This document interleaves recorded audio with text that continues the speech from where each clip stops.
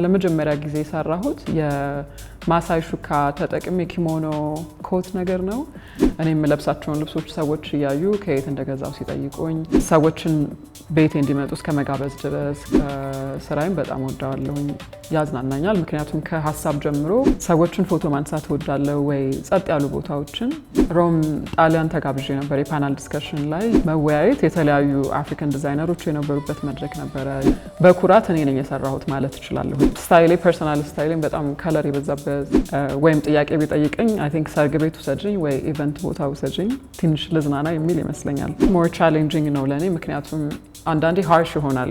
የሰጠነውን ነገር ነው የሚያሳየን። ባላችሁ አክሰስ ባላችሁ ኦፖርቹኒቲ መስራት የምትፈልጉትን ነገር ጀምሩ።